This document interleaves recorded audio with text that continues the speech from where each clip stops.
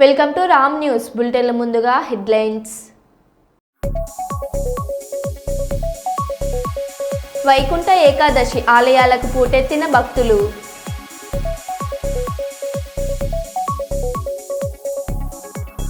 ఢిల్లీని కప్పేసిన పొగమంచు, కనిష్ట ఉష్ణోగ్రత 6.4 డిగ్రీలు.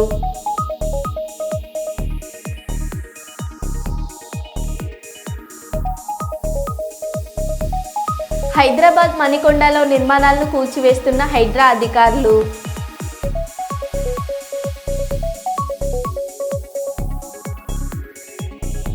అభిమానులపై డిప్యూటీ సీఎం పవన్ కళ్యాణ్ ఆగ్రహం.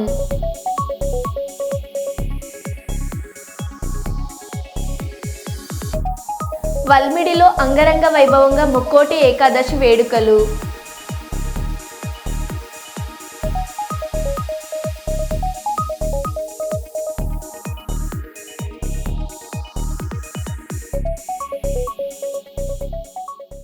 ఇక వివరాల్లోకి వెళ్తే, వైకుంఠ ఏకాదశి సందర్భంగా ఇవాళ శ్రీవారిని పలువురు ప్రముఖులు దర్శించుకున్నారు.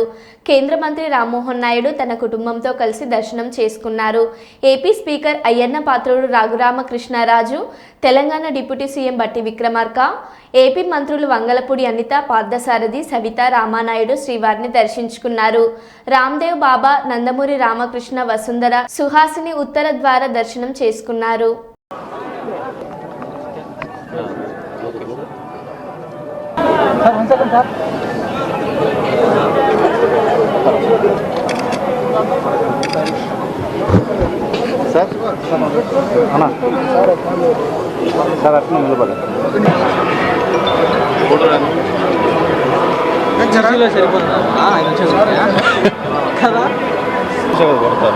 ఆడిపోయినా మళ్ళీ ఆడిపోయి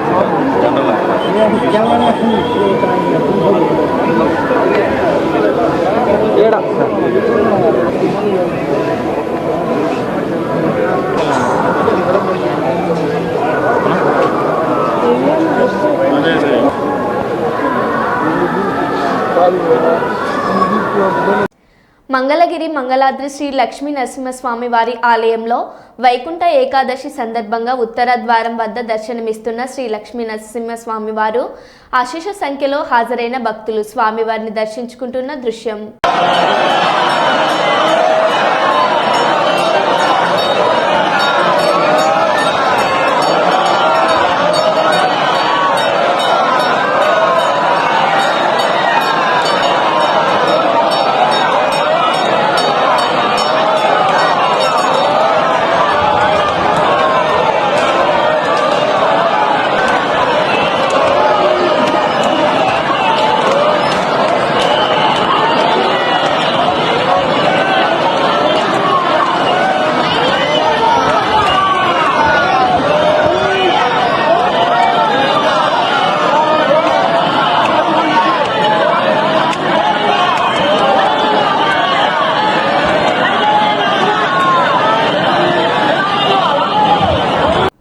ఢిల్లీలోని పలు ప్రాంతాల్లో గురువారం ఉదయం కూడా తేలికపాటి పొగమంచు, చలిగాలులు వీచాయి. దీంతో కనిష్ట ఉష్ణోగ్రతలు తగ్గుముఖం పట్టాయి. భారత వాతావరణ విభాగం ప్రకారం ఢిల్లీలో ఉదయం 5:30 గంటలకు కనిష్ట ఉష్ణోగ్రత 6.4 డిగ్రీల సెల్సియస్గా నమోదయ్యింది. జనవరి 9, 10 తేదీల్లో ఢిల్లీలో చాలా దట్టమైన పొగమంచు, చలిగాలులు ఉండే అవకాశం ఉందని ఐఎండీ తెలిపింది.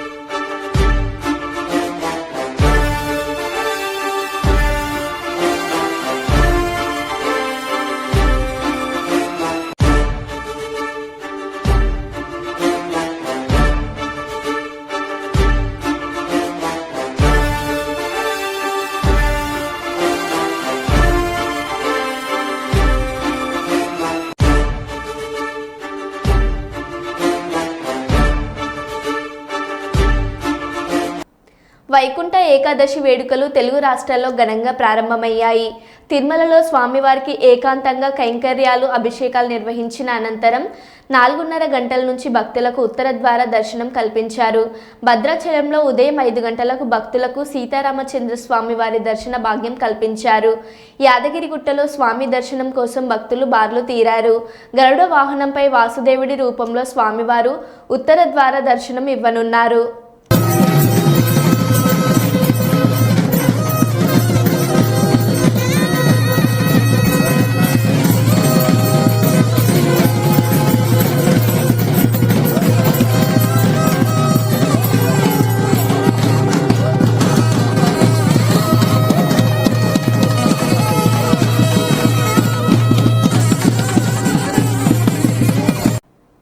రేవంత్ రెడ్డి రాసిచ్చిన 4 ప్రశ్నలు పట్టుకొని 40 రకాలుగా అడిగిండ్రు ఏసీబీ అధికారులు. పైసలు ఇక్కడి నుండి పంపినమని చెప్పినాం, పైసలు అక్కడ ఉన్నాయని వాళ్ళు చెప్తున్నారు. ఇందులో కరప్షన్ ఎక్కడుంది? ఏసీబీ విచారణ అనంతరం బీఆర్ఎస్ వర్కింగ్ ప్రెసిడెంట్ కేటీఆర్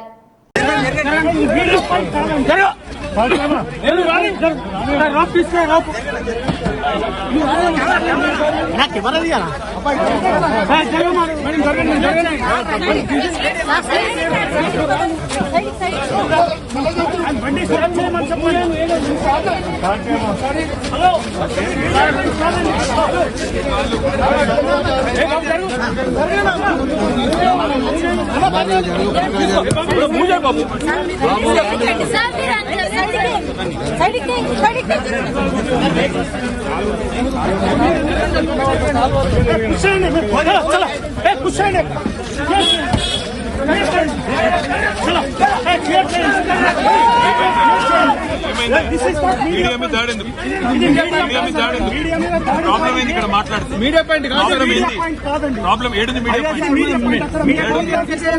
ఎక్కడుంది? మీ పార్టీ ఆఫీస్ కోసం అక్కడికి వెళ్ళండి. ఇక్కడ మాట్లాడితే ఏం వచ్చింది? ఏం ఇబ్బంది? ట్రాఫిక్ అలో చేయాలండి. ఏం ట్రాఫిక్ అలో చేయాలి? భయం ఎందుకు మాట్లాడితే మీడియా? మరి భయం కాకపోతే భయం ఎందుకు? మా డ్యూటీ మేము చేస్తున్నాం. కూర్చోండి.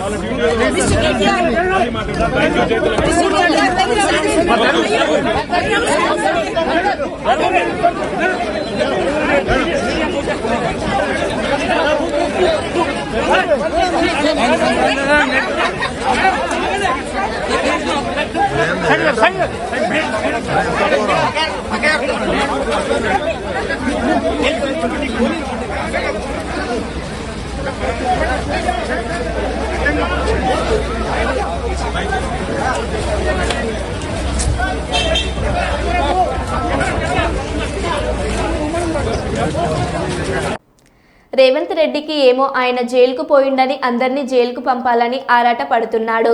నేనేమో విదేశాలు తిరిగి పెట్టుబడులు తెచ్చినా కాబట్టి నాకు మన రాష్ట్రాన్ని విదేశాల స్థాయిలో అభివృద్ధి చేయాలని ఉంటది.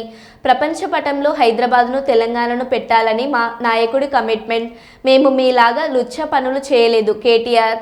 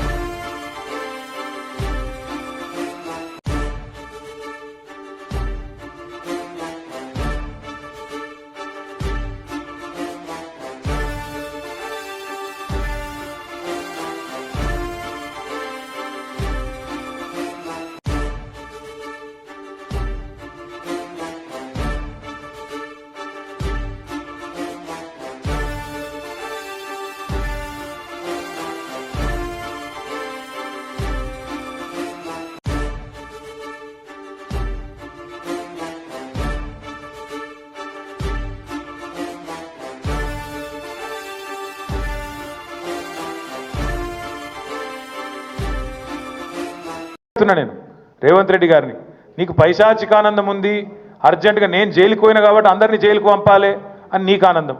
నేనేమో విదేశాలు తిరిగి పెట్టుబడులు తెచ్చినా కాబట్టి నాకేమో విదేశాల స్థాయిలో మన రాష్ట్రం మన దేశం డెవలప్ కావాలని నాకుంది. నీకు మాకు తేడా అది. ప్రపంచ పటంలో హైదరాబాద్ని పెట్టాలి, తెలంగాణను పెట్టాలన్నది మా నాయకుడు కేసీఆర్ కమిట్మెంటు, మా కమిట్మెంటు. మేము నీలాగా 50 లక్షల రూపాయలతో దొరికిన దొంగలం కాదు, నీలాగా లుచ్చా పనులు చేసిన వాళ్ళం కాదు. నీకు భయపడేటోడెవడు బీఆర్ఎస్ పార్టీలో తెలంగాణలో లేడు. తిరుపతి తొక్కిసలాట ఘటన బాధితులకు జగన్ పరామర్శ ఘటన వివరాలు అడిగి తెలుసుకున్న వైఎస్ జగన్, పోలీసులు పట్టించుకోలేదని మొరపెట్టుకున్న బాధితులు.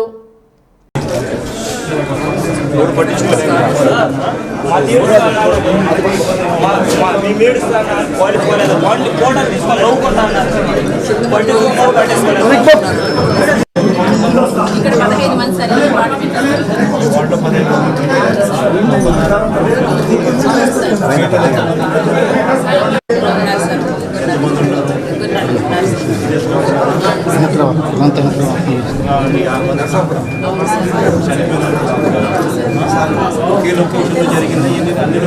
అన్ని లొకేషన్లో జరిగినట్టు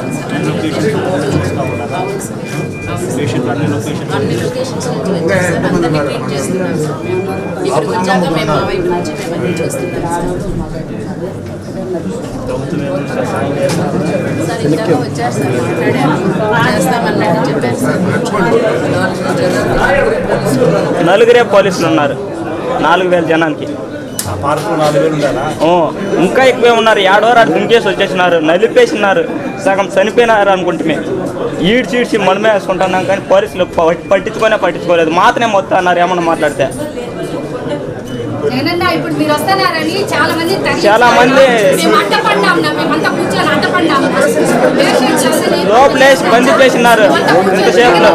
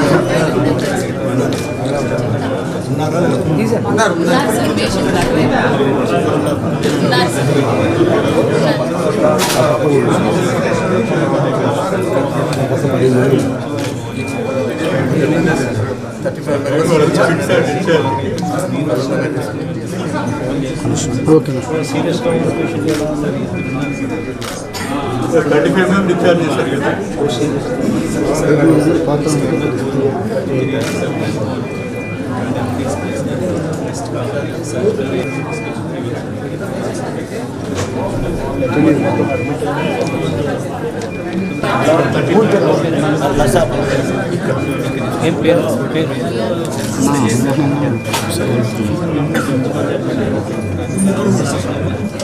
కొంతమంది అడ్మిట్ అయ్యారు. షిఫ్ట్ చేశారు సార్.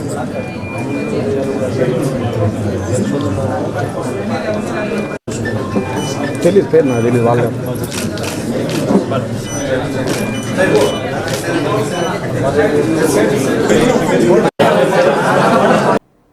రేవంత్ రెడ్డి రాసిచ్చిన 4 ప్రశ్నలు పట్టుకొని 40 రకాలుగా అడిగిండ్రు ఏసీబీ అధికారులు.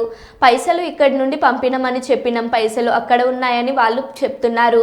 ఇందులో కరప్షన్ ఎక్కడుంది? ఏసీబీ విచారణ అనంతరం బీఆర్ఎస్ వర్కింగ్ ప్రెసిడెంట్ కేటీఆర్.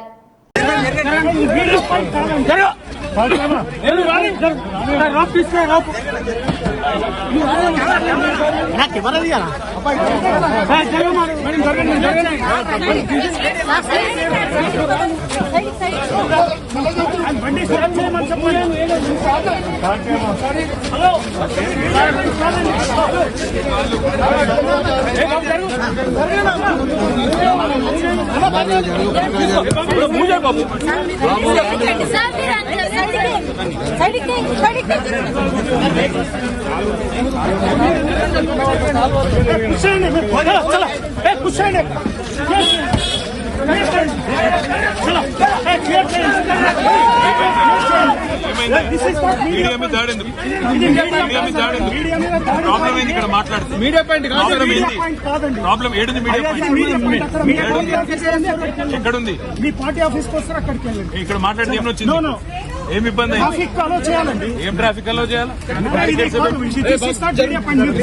భయం ఎందుకు మాట్లాడితే మీడియాతో? కాదండి. మరి భయం కాకపోతే భయం ఎందుకు? మా డ్యూటీ మేము చేస్తున్నాము. మీరు దయచేసి కూర్చోండి.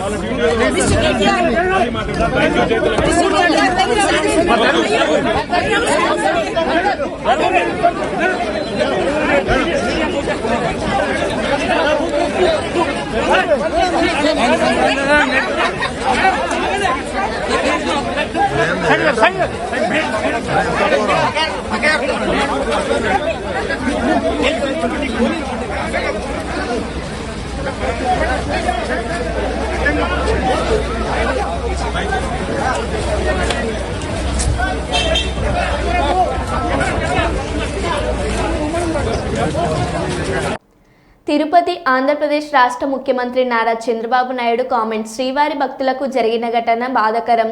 ప్రమాద ఘటనకు కారకులపై జ్యుడిషియల్ ఎంక్వైరీ వేస్తున్నాము. బాధితులకు అండగా ఉంటాము. తొక్కిసలాటలో మృతి చెందిన 6గురిని గుర్తించాము. మృతుల కుటుంబాలకు ఒక్కొక్కరికి 25 లక్షలకు నష్టపరిహారం ఇస్తున్నాము. కుటుంబంలో ఒక్కొక్కరికి కాంట్రాక్ట్ ఉద్యోగం కల్పిస్తాం. సీరియస్గా ఉన్న 2గురికి 5 లక్షల నగదు పాటు కోల్పోయినంత వరకు వైద్య సేవలు అందిస్తాము. గాయాల పాలైన 32 మందికి 2 లక్షల తక్షణ సహాయం అందిస్తాము. ఘటన ప్రాంతంలో విధుల్లో ఉన్న డీఎస్పీ రమణ కుమార్, గోశాల డైరెక్టర్ హరినాథ్ రెడ్డిని సస్పెండ్ చేస్తున్నాము. జిల్లా ఎస్పీ సెల్ L Subbarayudu, JEO Gautami, chief security vigilance శ్రీధర్ను బదిలీ చేస్తున్నాము. తప్పు చేసిన వారిని ఎవరిని వదిలిపెట్టమన్నారు. ఒక భక్తుడుగా, ఒక ముఖ్యమంత్రిగా ఈ దివ్య క్షేత్రం యొక్క పవిత్రత కాపాడే బాధ్యత ఎప్పుడూ తీసుకుంటున్నాను, ఇప్పుడు కూడా తీసుకుంటాను. అయితే జరిగిన సంఘటన చూసిన తర్వాత నేను సైట్ దగ్గరికి వెళ్ళాను. సైట్ అంతా కూడా చాలా డీటెయిల్గా పరిశీలించాను. అక్కడి నుంచి హాస్పిటల్కి వెళ్ళాను, అందరితో మాట్లాడాను. కొంతమంది కుటుంబ సభ్యుల్ని, వాళ్ళ గ్రామస్తుల్ని, బంధువులు పోగొట్టుకుని ఉన్నారు హాస్పిటల్. ఇంకా వాళ్ళతో కూడా మాట్లాడాను. తర్వాత వచ్చి ఆఫీసులో కూడా కొంత సమీక్ష చేశాను. నేను అన్ని విధాల, అన్ని కోణాల్లో నాకు సమాచారం ఉంటే దాన్ని బట్టి ఇలాంటి సంఘటనలు పునరావృతం కాకుండా ఉండడానికి ఎలాంటి నిర్ణయాలు చేస్తే దోహదం చేస్తాయో అలాంటి నిర్ణయాలు చేయాలనేది నా ఉద్దేశం. నేను ఏం చేసినా కూడా నా మనస్సాక్షిగా ఈ దివ్య క్షేత్రాన్ని మళ్ళీ పవిత్రత కాపాడడానికి ప్రయత్నం చేస్తాను. అందుకని ఈరోజు కొన్ని నిర్ణయాలు తీసుకుంటూ కొన్ని డైరెక్షన్ కూడా ఇస్తున్నాను. అదే మరి బోర్డు చైర్మన్ ఉన్నాడు, ఈఓ ఉన్నారు, వాళ్ళు కూడా మెంబర్ కూడా ఉన్నారు. వాళ్ళు కూడా చాలా స్పష్టంగా ఆదేశాలు ఇస్తున్నాను. వాళ్ళు కూడా బోర్డులో డిస్కస్ చేసి నేను చెప్పిన హైదరాబాద్ మణికొండలో నిర్మాణాలను కూల్చివేస్తున్న హైడ్రా అధికారులు. భారీ పోలీస్ బందోబస్తు నడుమ కూల్చివేతలు.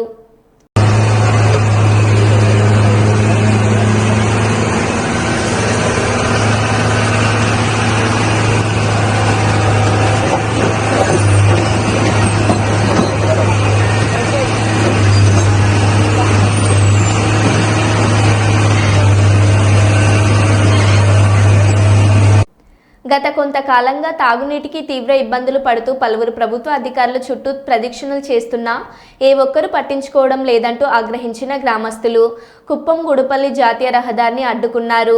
గ్రామ పంచాయతీ సర్పంచ్ నారాయణ మాట్లాడుతూ గ్రామ ప్రజలు తాగునీటి కోసం తీవ్ర ఇబ్బందులు ఎదుర్కొంటున్నారని తెలిపారు.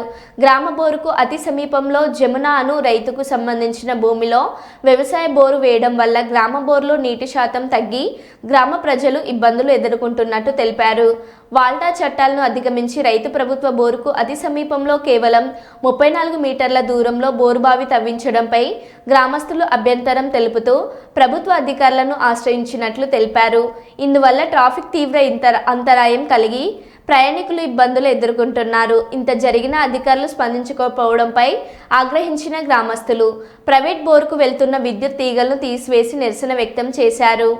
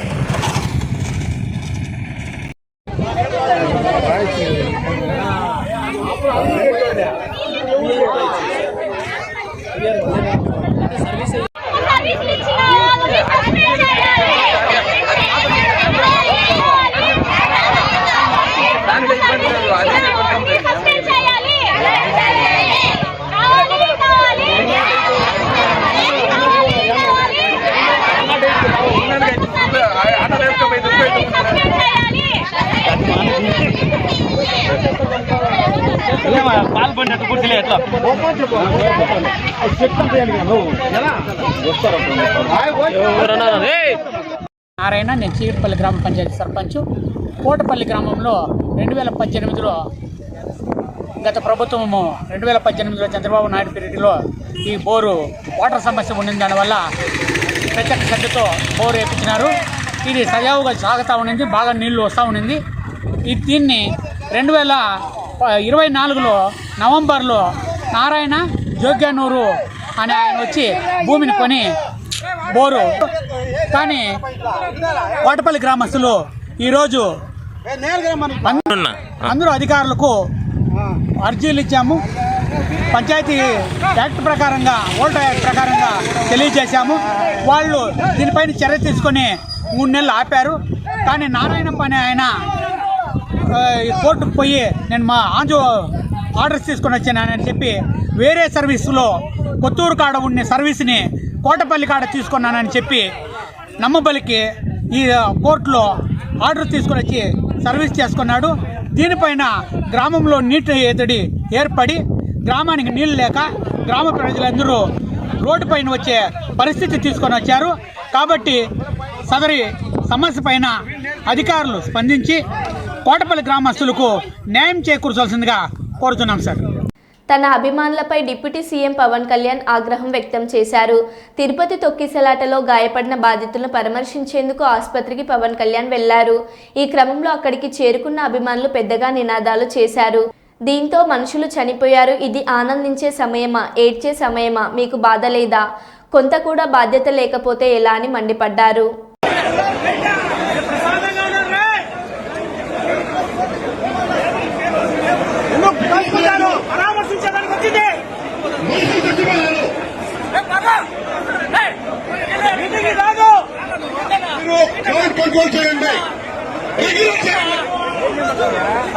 పరామర్శించడానికి మీటింగ్ కాదు.